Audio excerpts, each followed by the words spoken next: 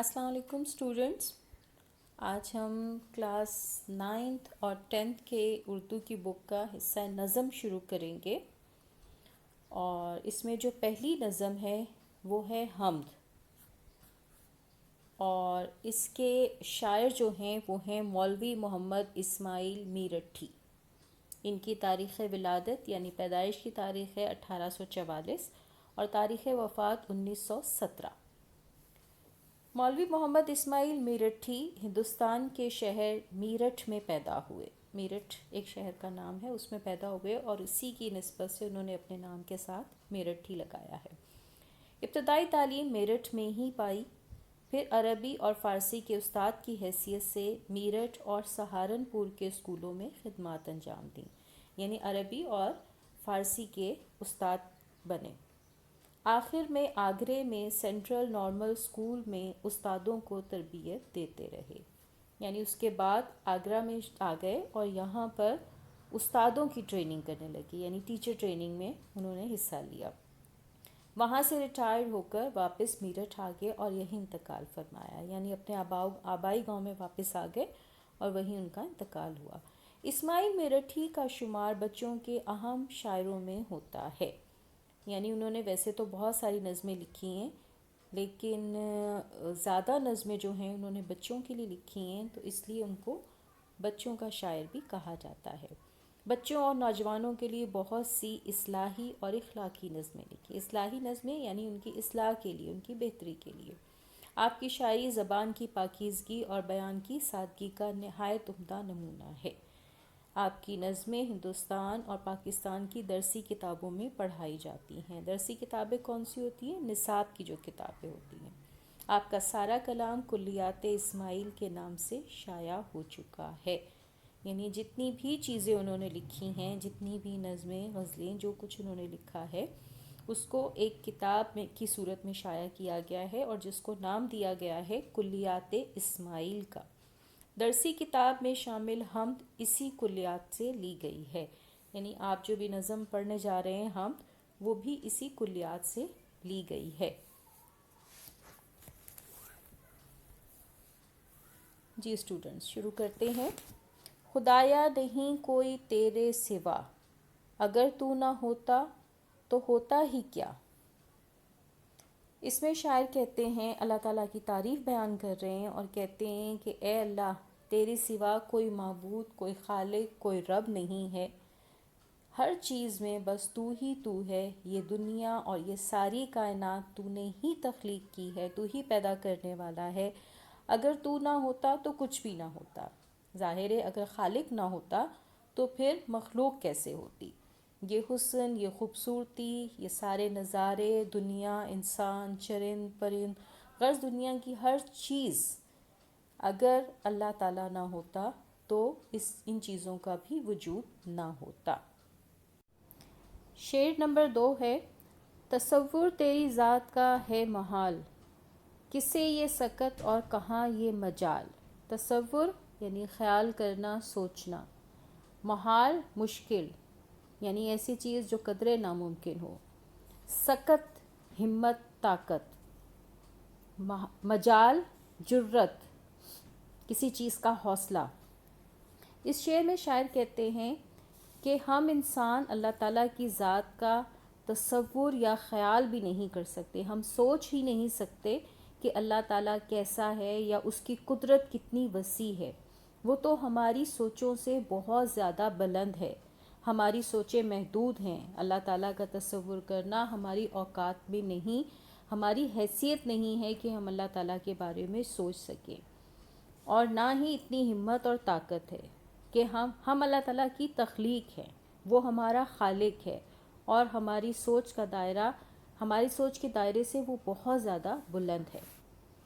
شعر نمبر 3، بنائی ہے تو نے کیا خوب چھت، کہ ہے سارے عالم کی جس میں کھپت۔ عالم کائنات، کھپت مل جانا، شامل ہو جانا۔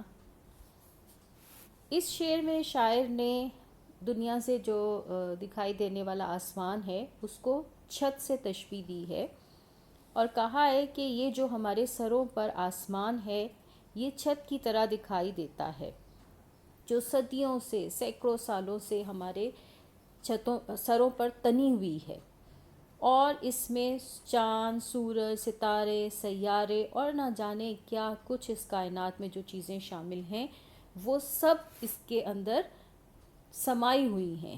یعنی یہ جو چھت ہے، پوری کائنات اس کے اندر سمائی ہوئی ہے. ہماری پوری دنیا اور اس کائنات میں سمائی ہوئی ساری چیزوں کا مالک اللہ تعالیٰ ہے. اور سوچیں یہ کائنات کتنی بڑی ہے، کتنی عظیم ہے، اور اس کا خالق کتنا زیادہ عظیم ہوگا. شعر نمبر 4. یہ تارے جو ہیں آتے جاتے ہوئے، چمکتے ہوئے، جگمگاتے ہوئے. تارے آتے جاتے ہوئے سے مراد یہ ہے کہ ایسا نہیں ہے کہ ستارے آ جاتے ہیں اور چلے جاتے ہیں. اصل میں ہوتا یہ ہے کہ رات میں جب اندھیرا چھاتا ہے تو ستارے دکھائی دینا شروع کرتے ہیں، جس سے شاعر کی مراد ہے کہ تارے آ جاتے ہیں، اور دن کی روشنی میں تارے دکھائی نہیں دیتے، تو جس سے شاعر کی مراد ہے کہ تارے چلے جاتے ہیں. تو وہ کہتا ہے کہ یہ جو ستارے ہیں جو رات میں دکھائی دیتے ہیں اور دن میں چلے جاتے ہیں، چمکتے ہوئے، جگمگاتے ہوئے، یعنی جس طرح یہ چمک رہے ہیں، روشن ہیں، تو یہ بھی اللہ تعالیٰ کی ہی قدرت ہے کہ وہ اتنی دور سے چمکتے ہوئے، جگمگاتے ہوئے ہمیں دکھائی دیتے ہیں. شعر نمبر 5. چراغ ایسے روشن جو بن تیل ہیں، یہ تیری ہی قدرت کے سب کھیل ہیں. چراغ بھی یہاں ستاروں کو ہی کہا گیا ہے، یا ان سیاروں کو جو چمکدار ہیں. تو ہر چیز کو روشن ہونے کے لیے ہم دیکھتے ہیں کہ ایندھن کی ضرورت ہوتی ہے. تیل یعنی ایندھن، اس کا فیول. لیکن یہ ایسے چراغ ہیں کہ جن کو کسی ایندھن کی ضرورت نہیں ہے، کسی تیل کی ضرورت نہیں ہے. اور کیوں نہیں ہے؟ کیونکہ یہ اللہ تعالیٰ کی قدرت ہے. اللہ تعالیٰ نے ان کو ایسا بنایا ہے کہ ان کو چمکنے کے لیے، روشن رہنے کے لیے کسی بھی ایندھن کی ضرورت نہیں ہوتی. شعر نمبر 6. یہ لال و گوہر ہیں جو بکھرے پڑے، زمین سے بھی ہیں ان میں اکثر بڑے. لال و گوہر، ہیرے جواہرات. یہاں پہ وہی بات ہے کہ چمکدار ستاروں، سیاروں کی بات ہوئی ہے کہ یہ جو پوری کائنات کے اوپر، جو آسمان کے اوپر جتنے بھی ستارے نظر آتے ہیں چمکتے ہوئے، ہیرے جواہرات کی طرح چمکتے ہوئے، ان میں کچھ چھوٹے ہیں، کچھ بڑے ہیں، کچھ بہت بڑے ہیں، اور کچھ تو اتنے زیادہ بڑے ہیں کہ ہماری زمین ان کے سامنے بالکل ایک نقطے کی طرح دکھائی دیتی ہے. تو یہ کس کی قدرت ہے؟ یہ سب اللہ تعالیٰ کی قدرت ہے، اس کی ہی مہربانی ہے، اس کی ہی عنایت ہے، اسی کی تخلیق ہے کہ اس نے یہ ساری چیزیں پیدا کی ہیں. شعر نمبر 7. یہ قائم ہے تیری ہی تقدیر سے، بندھے ہیں باہم سخت زنجیر سے.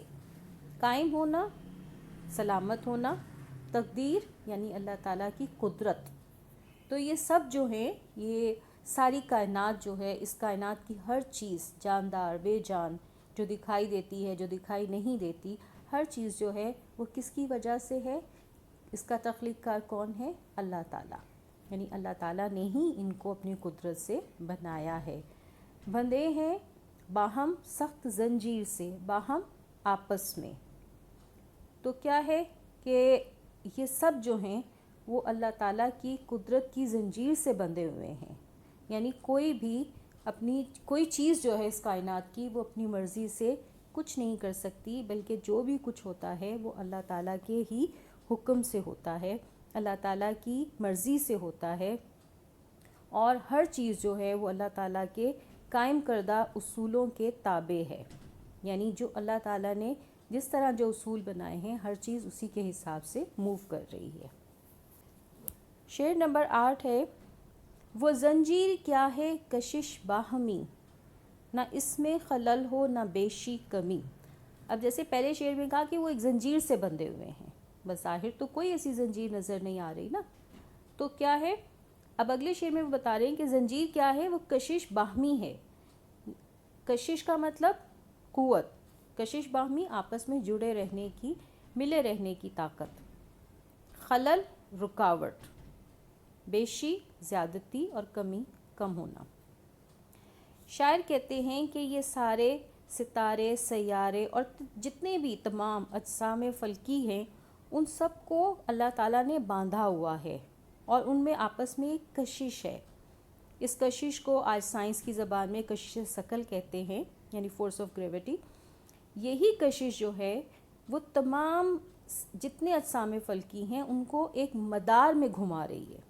یعنی ہر سیارہ، ہر ستارہ جو ہے وہ ایک خاص اپنے راستے پہ چل رہا ہے. کیونکہ اللہ تعالیٰ نے اس کا راستہ متعین کیا ہے اپنی قدرت سے، اور یوں لگتا ہے جیسے وہ ایک زنجیر سے بندھے ہوئے ہیں اور ان میں نہ تو کوئی رکاوٹ آتی ہے، نہ کوئی خلل آتا ہے، اور نہ ہی کبھی زیادتی یا کمی ہوتی ہے. یعنی جیسے اللہ تعالیٰ کا قانون ہے وہ اسی حساب سے چل رہے ہیں. آخری شعر ہے ان سب کا آئین ایجاد ایک، ہنر ایک ہے اور استاد ایک. آئین ایجاد، آئین کہتے ہیں اصول کو، آئین ایجاد یعنی تخلیق ہونے کا اصول یا بننے کا قاعدہ. اس میں شاعر کہتے ہیں کہ اس ساری کائنات اور اس کے اندر تمام اشیاء کی تخلیق کا اصول ایک ہے، اور یہی میرے رب کا کمال ہے، کیونکہ وہ واحد ہے، یکتا ہے، یگانہ ہے. اس نے ساری کائنات اور اس کے اندر کی ہر چیز کو پیدا کیا ہے. اس کو چلانے والا، اس کو پالنے والا اللہ تعالیٰ ہی ہے. اللہ تعالیٰ کی ذات ان کے تخلیق کرنے سے بہت پہلے موجود تھی اور ان کے ختم ہونے کے بعد بھی موجود رہے گی.